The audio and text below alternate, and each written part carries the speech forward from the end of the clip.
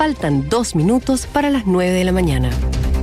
Volvamos a Chile. Hoy el aún constituyente Rodrigo Rojas Vade retomará sus funciones, según adelantó en un correo electrónico que envió a la mesa de la Convención Constitucional. Claro, un correo que fue recibido por la mesa de la Convención en la madrugada de ayer y que ya a primera hora les informábamos respecto de lo que había decidido él finalmente, algo que se va a concretar en la jornada. Y entre sus razones y sus motivos se encuentra el lento avance en el Senado del proyecto que busca habilitar un mecanismo de renuncia por una parte y un reemplazo también, recordando que él fue a la elección como independiente en la lista del pueblo, que además se diluyó al momento de concretarse la Convención Constitucional.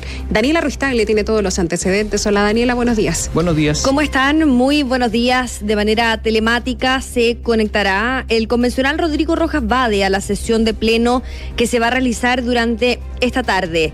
Su retorno movió las aguas en la Convención Constitucional, generó muy poco respaldo, casi nulo. La decisión la comunicó a la mesa del organismo, tal y como ustedes lo decían, en un correo electrónico enviado a las 4 de la madrugada con 40 minutos de ayer. ¿Cuál es la razón de su retorno? Según dio a conocer Rodrigo Rojas, la determinación la tomó porque los electores de su distrito tienen el mismo derecho a ser representados en la Convención Constitucional. En su discurso, que registró en un video, apuntó al Senado manifestando su molestia por la lenta tramitación del proyecto que busca habilitar un mecanismo de renuncia y de reemplazo. Yo mantengo mi compromiso de renuncia, pero también tengo un compromiso con mis electores del distrito 13. Si no se me permite renunciar, estoy obligado a retomar mis funciones como convencional, aseguró Rojas Vade. El abogado del constituyente Tomás Ramírez se refirió al respecto. Rodrigo Rojas va a ser sancionado por el Comité de Ética, sanción que corresponde y que evidentemente él aceptará. Él también mantiene el compromiso de renunciar, pero eso solo será posible cuando los parlamentarios de todos los grupos políticos aprueben el proyecto de ley que se lo permita, es decir, está en manos del Congreso que deje de ser miembro de la Convención. La mesa de la Convención Constitucional lamentó el retorno de Rodrigo Rojas Vade, señalando que esto le hace un daño al trabajo constituyente. De hecho, según se ha conocido, fue la propia presidenta de la Convención, María Elisa Quinteros, quien lo llamó personalmente para pedirle que no regrese. Escuchemos a María Elisa Quinteros y a Gaspar Domínguez. Condenamos profundamente esta situación. Muchas personas del país se han visto defraudadas por el accionar del constituyente. Sin embargo, desde las atribuciones que tenemos en la Convención Constitucional, no podemos impedir su retorno. Como mesa condenamos profundamente el actuar del convencional aludido y además consideramos que en este momento, por cierto, que no nos favorece. Según la información que manejamos, Rodrigo Rojas Vade no comunicó su decisión a su ex colectivo, tampoco lo hizo a su compañero de lista, Cristóbal Andrade, que es el único convencional que sigue siendo parte de la lista del pueblo. Este indicó que llamó a Rojas Vade y que intentó persuadirlo de no volver a la convención, reconociendo que su presencia es un daño para el organismo y el trabajo constituyente. Yo también intenté hablar con él, espero que recapacite su decisión. Él no conversó con nadie. Yo le dije igual que pensara bien las cosas porque la idea es cuidar la Convención Constitucional. Para nosotros también es importante cubrir ese voto que falta. Ojo con esa última frase. Para nosotros también es importante cubrir ese voto que falta. Rodrigo Rojas Vade reconoció no padecer cáncer a inicios de septiembre del año pasado y a las semanas anunció su renuncia a la convención. Eso sí, no existía una fórmula para que diera un paso al costado ni tampoco para que sea reemplazado, por lo que indicó en ese entonces que estaría dispuesto a esperar. El camino era la vía legislativa, con el objetivo de regular su salida y además de habilitar este mecanismo de reemplazo. Este último punto es el nudo que entrampó el debate, el reemplazo. Este no era bien visto por senadores de la derecha, por lo que si se sometía a votación la iniciativa, era muy probable que ésta se rechazara. Es por esto que en la Cámara Alta se decidió dividir el proyecto en dos, la renuncia y el reemplazo, evitar que todo sea rechazado.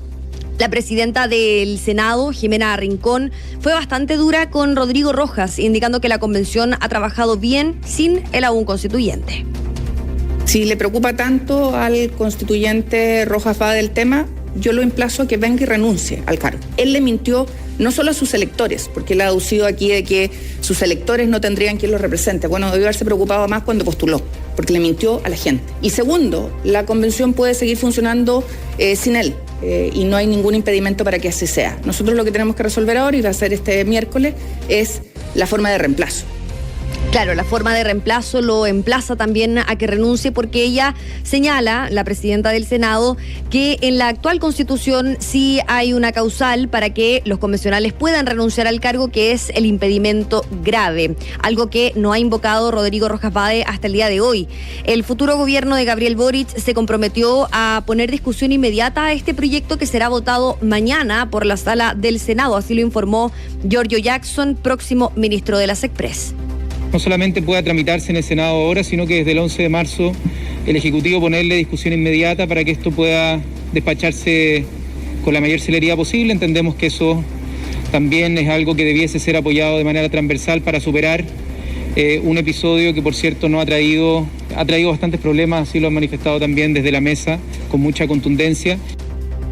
Bueno, una situación bastante compleja para la Convención Constitucional. Se ha indicado que esto viene a favorecer, por ejemplo, el rechazo a propósito de la mala reputación que tiene Rodrigo Rojas Vade. Se señala que esto es un retroceso a propósito del trabajo de la Convención Constitucional, de la imagen que proyecta el órgano constituyente. Como sea, esta tarde se estaría conectando Rodrigo Rojas Vade vía Zoom a la sesión de pleno que se va a realizar a partir de las 15 horas. Catherine Tomás. No se sabe por qué vuelve. ¿Por qué vuelve? ¿Qué es lo nuevo? ¿Qué lo hace cambiar su decisión? ¿Hay algún antecedente nuevo? ¿Qué pasó? Hay algunas especulaciones. Él dice que es a propósito de que se dio cuenta que tiene que representar a sus electores, que los electores del Distrito 13 tienen los mismos derechos que todos los chilenos, pero lo cierto es que hay especulaciones. Por ejemplo, que se quiere presionar al Senado, al Congreso Nacional, para que tramite pronto el proyecto que busca habilitar un mecanismo de renuncia, pero que busca habilitar un mecanismo de reemplazo, precisamente para que pueda ingresar la persona que estaba debajo de Rojas Vade en la elección, que sacó poco menos de su cantidad de votos, para que ingrese a la Convención Constitucional y así sean 155 convencionales constituyentes. Él dice que se ha visto obligado en esta situación por la falta de agilidad en la tramitación de esta iniciativa. En el fondo apunta directamente al Senado Rodrigo Rojas Vade.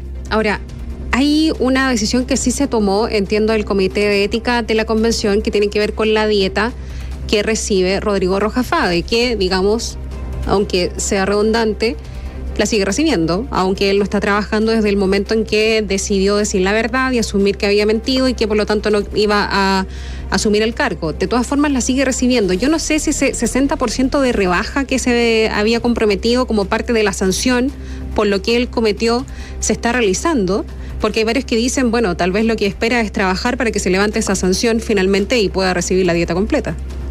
Así es, él hace algunas semanas seguía recibiendo su sueldo de manera íntegra. Y es por eso también que se llamaba al Senado a tramitar esta iniciativa a propósito de la renuncia para que deje de recibir su remuneración.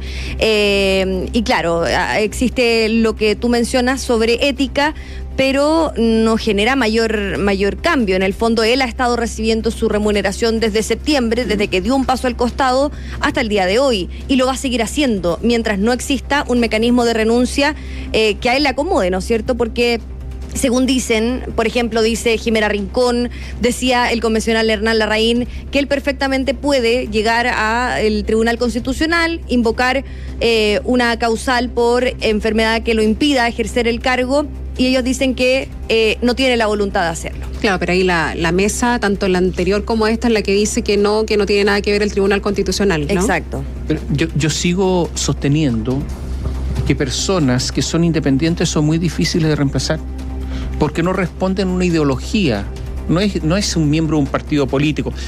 La lista del pueblo juntó personas muy distintas, estaban en una misma lista porque aprovechaban un sistema electoral, pero no corresponden a una misma ideología.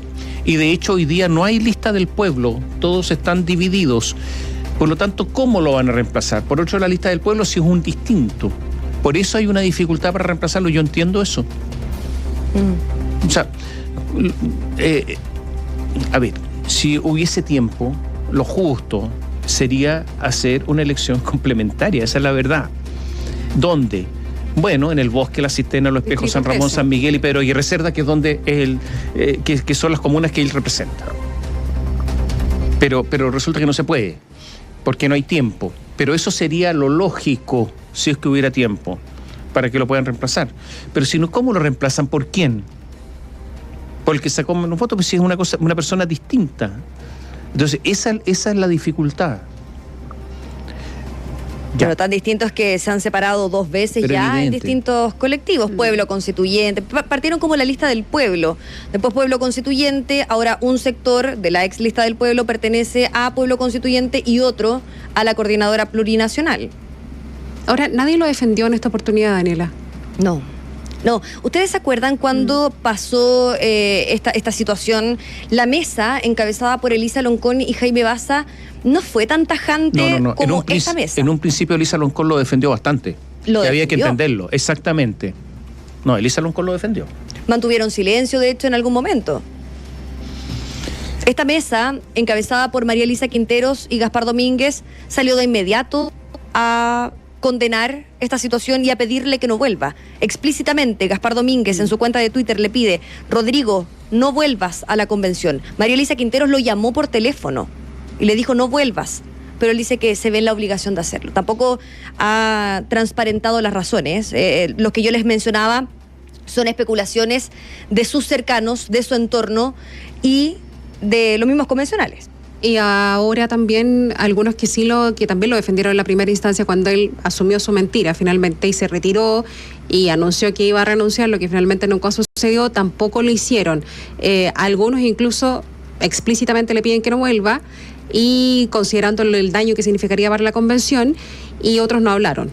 Prefirieron guardar silencio. Así es. Pero a diferencia de lo que pasó la primera vez, uno ve el cambio de postura de los mismos convencionales constituyentes que eran cercanos a Rodrigo Rojas, que eran compañeros de lista.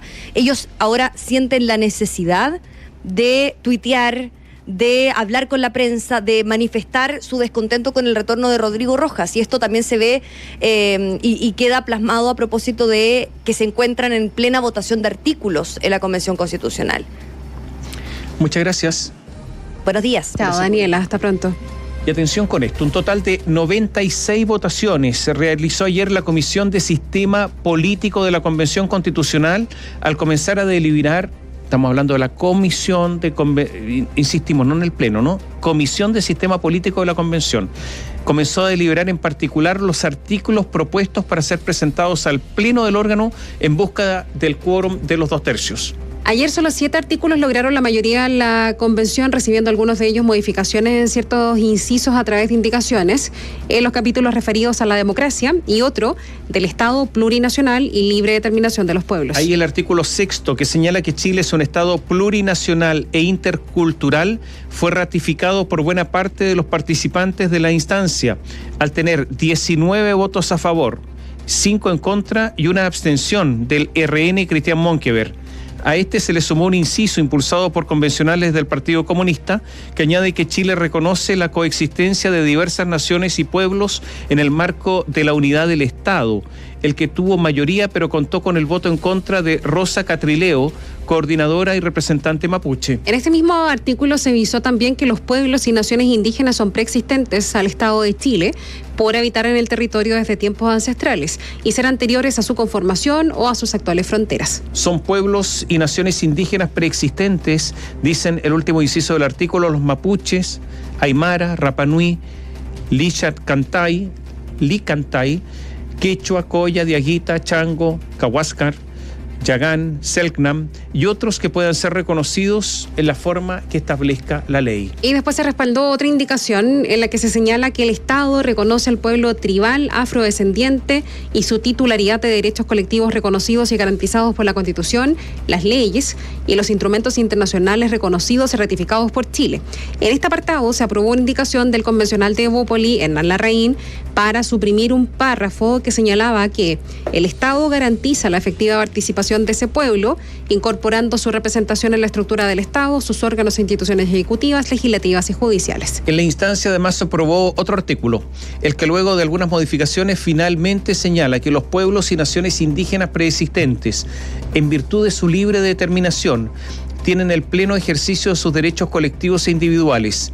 En especial, tienen derecho a la autonomía y el autogobierno, a su propia cultura, a la identidad y cosmovisión, al patrimonio y la lengua, el reconocimiento de sus tierras, territorios, la protección del territorio marítimo, de la naturaleza en su dimensión material e inmaterial, al reconocimiento de sus instituciones, jurisdicciones y autoridades propias o tradicionales. En los primeros artículos, en tanto, se aprobó uno que alude a la democracia paritaria y señala que el Estado reconoce y promueve una sociedad en la cual mujeres, hombres y diversidades y disidencias sexogenéricas participen en condiciones de igualdad sustantiva, reconociendo que su representación efectiva en el conjunto del proceso democrático es un principio y condición mínima para el ejercicio pleno y sustantivo de la democracia y la ciudadanía. En esa línea se aprobó otro artículo que dice que los poderes públicos adoptarán las medidas necesarias para adecuar e impulsar la legislación, instituciones, marcos normativos y prestación de servicios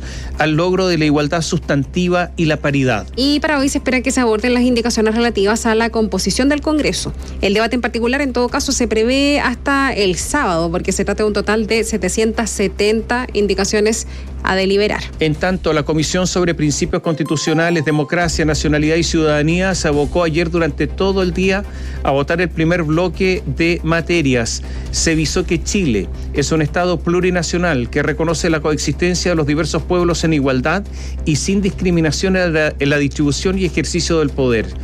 El Estado garantiza la libre determinación, las autonomías y los demás derechos colectivos de los pueblos y naciones indígenas mediante los mecanismos que establece esta Constitución y las leyes. En materia de democracia, se aprobó que en Chile la democracia es paritaria, inclusiva, intercultural y plurinacional, basada en la libertad e igualdad sustantiva, política y social de todas las personas que la integran. Se ejerce en forma directa, participativa, comunitaria y representativa.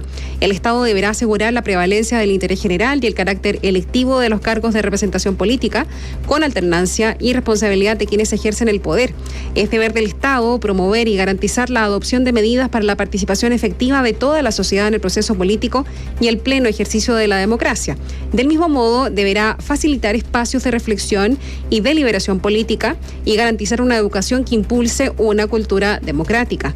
La actividad política organizada contribuye a la expresión de la voluntad popular y su funcionamiento respetará los principios de independencia, probidad, transparencia financiera y democracia interna. Ahora, todo esto aprobado en las comisiones va a pasar a ser votado en el Pleno. Y atención lo que ha pasado con la Comisión de Sistemas de Justicia de la Convención, que aprobó, esta es una gran derrota de la Corte Suprema, aprobó una indicación para establecer el plazo de duración de los ministros de la Corte Suprema. Según lo avisado por los constituyentes, los magistrados permanecerán 12 años en sus cargos. Esta moción plantea que los integrantes del máximo tribunal no podrán tener posibilidad de reelección y podrán postular al término de dicho mandato a cualquier otro cargo del Sistema Nacional de Justicia, distinto al de jueza o juez de la Corte Suprema. La instancia también aprobó una indicación sobre el fuero de los magistrados, reponiendo este concepto luego de su rechazo en la discusión general. El artículo sostiene que las juezas y los jueces no podrán ser acusados o privados de libertad, salvo el caso de delito flagrante, si la Corte de Apelaciones correspondiente no declara admisible uno o más capítulos de la acusación respectiva. Y la enmienda agrega que la resolución que se pronuncie sobre la querella de capítulos será apelable ante la Corte Suprema, y en este sentido se destaca que, encontrándose firme la resolución que acoge la querella, el procedimiento penal continuará de acuerdo a las reglas generales y la juez o la jueza o el juez quedarán suspendidos del ejercicio de sus funciones. El coordinador de la Comisión de Sistemas de Justicia, Cristian Viera, precisó que ahora las indicaciones aprobadas deben ser visadas por el Pleno. Conviene recordar que nunca en la Constitución se había establecido el fuero, lo que había era una regla en relación a la privación de libertad. Ha sido aprobada una regla de fuero para integrantes del Poder Judicial, tratándose de los específicos delitos que estaban contemplados en la ley en la corrella de capítulo.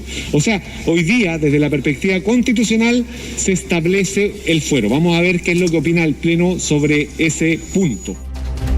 Sobre la duración del cargo, la comisión estableció que no existirá límite respecto de los jueces de instancia, ni tampoco de la Corte de Apelaciones, sino que solamente será para los jueces ministros de la Corte Suprema. Esta instancia zanjó aprobar bajar la edad de jubilación de los magistrados de 75 a 70 años. El constituyente del colectivo socialista, Tomás Laibe, destacó la aprobación de esta disposición, señalando que no afecta la inamovilidad de los jueces. Va en línea con la experiencia comparada, donde el promedio mundial para el ejercicio del cargo de un juez es precisamente de 70 años, teniendo otros países incluso una edad inferior a esa de 68 y 65 años. Se garantiza la inamovilidad de los jueces con esta disposición. Los distintos tribunales, en tanto y de manera preliminar, estarían sometidos a una revisión integral por el nuevo también Consejo de Justicia. Acá se incluirán audiencias públicas para analizar y determinar el correcto ejercicio de las funciones. Y hay una propuesta sobre reforma y reemplazo de la nueva Constitución, o sea, cómo se va a modificar la nueva Constitución, que presentó un grupo de 13 convencionales de agrupaciones de izquierda, entre ellas Pueblo Constituyente, colectivo al que pertenecen los promotores de la iniciativa, Daniel Bravo e Ingrid Villena, escaños de pueblos originarios y colectivo socialista. Este texto será revisado próximamente en la Comisión de Sistema de Justicia, órganos autónomos de control y reforma constitucional de la Convención. El primer artículo señala que toda reforma a la Constitución, a la nueva Constitución, aprobada en el Congreso, deberá ser ratificada en un plebiscito. Además, que las modificaciones que puedan afectar a los pueblos indígenas deberán ser sometidas a una consulta mediante procedimientos apropiados. Y se estipula también que el Estado deberá implementar instancias de información, educación y difusión para el adecuado ejercicio de los mecanismos de participación popular en la reforma constitucional y que deberá dar publicidad de las reformas constitucionales sometidas a plebiscito para una correcta deliberación. Y en el segundo artículo se establece que los proyectos de ley que pretendan reformar la Carta Fundamental podrán ser iniciados por un mensaje presidencial, una moción de congresistas y por medio de una iniciativa popular legislativa. Se indica que estas modificaciones se tramitarán en el Congreso conforme a las reglas generales establecidas para la formación de ley, pero deberán ser aprobadas por un quórum mayor que el que se aplica para una ley ordinaria. Y respecto a los plebiscitos, el tercer artículo señala que se realizarán para que los pueblos aprueben o rechacen lo dictaminado por el Poder Legislativo, que el sufragio será obligatorio y para que la reforma constitucional sea aprobada, la opción de aprobación en el plebiscito deberá obtener más de la mitad de los sufragios válidamente emitidos. Y en caso de que fuese rechazada en la votación esa iniciativa, indica que el Congreso deberá archivar tal propuesta y solo se podrán presentar mociones relativas a esa materia después de un año. Y en tanto, el artículo 5 dispone que la Constitución podrá ser reemplazada en su totalidad por una Asamblea Constituyente, la cual puede ser convocada por el Congreso o por el pueblo a través de lo que se denomina un plebiscito constituyente. Como los casos anteriores, se establece que el sufragio será obligatorio. En el texto también se le entrega la facultad de convocar esa instancia al Congreso y al presidente de la República por medio de una ley. Según regula el artículo 6, su función será redactar una propuesta de texto de nueva Constitución y estará facultada expresamente para definir el quórum de aprobación de las normas y dictar su propio reglamento.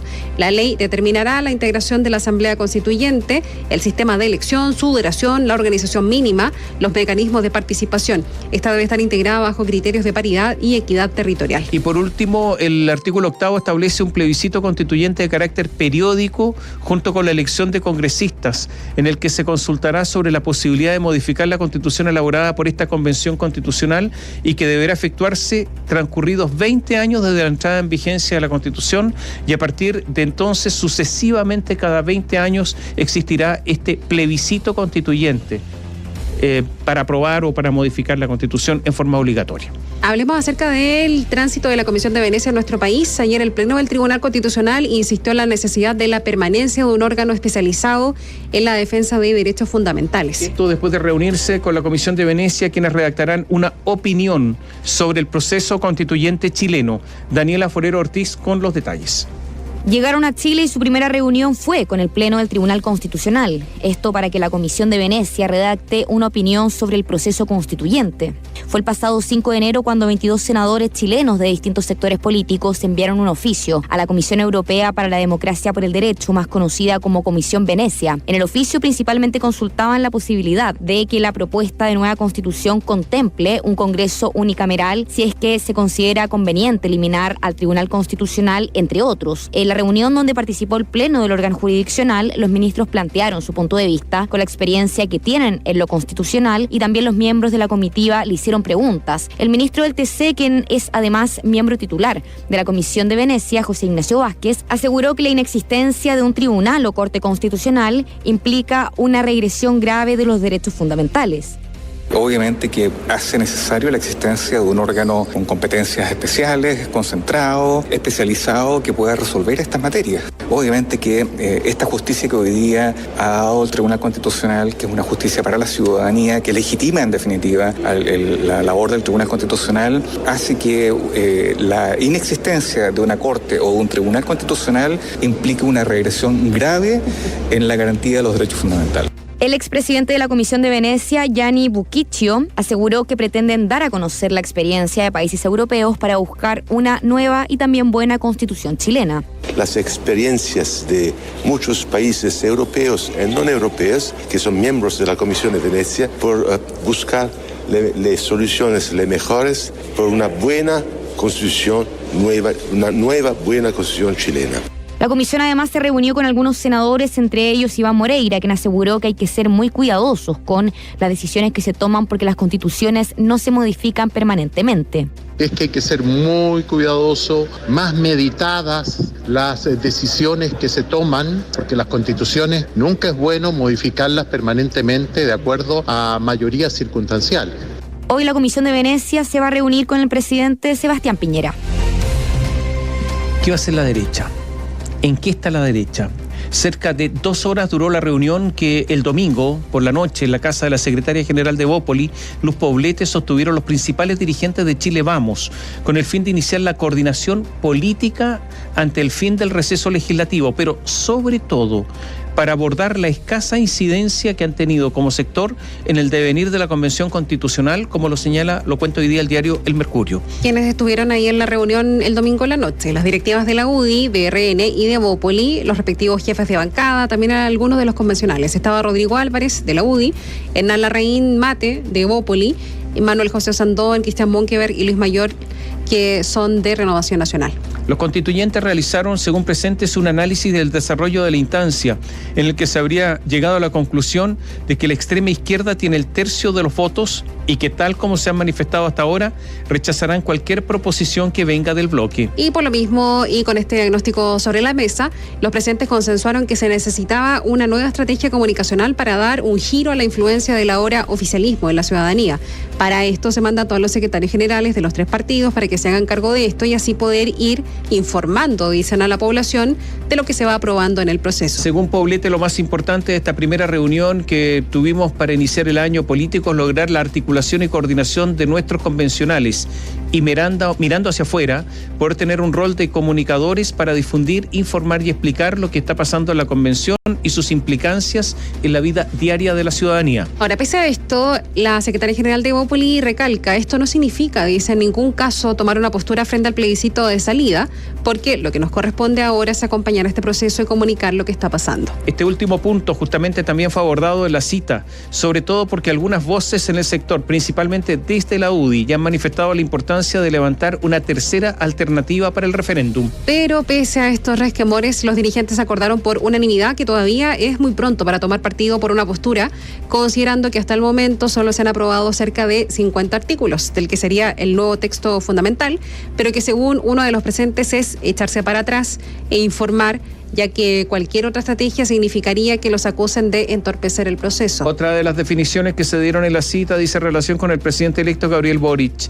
En Chile Vamos están conscientes de que para que la administración de la ahora diputado Frente Amplista tenga éxito, Boric necesita un buen ambiente en la convención, por lo que la intención es interpelarlo para que se involucre más en el proceso. Boric tiene que tener un mayor protagonismo. Su coalición tiene una relevancia importante dentro de la convención de posturas. Él ha ampliado su bloque al mundo socialista y será responsable si tendremos o no una buena constitución. Lo dice el diputado y futuro jefe de bancada de Bópoli, Francisco Undurraga, quien también estuvo en la cita.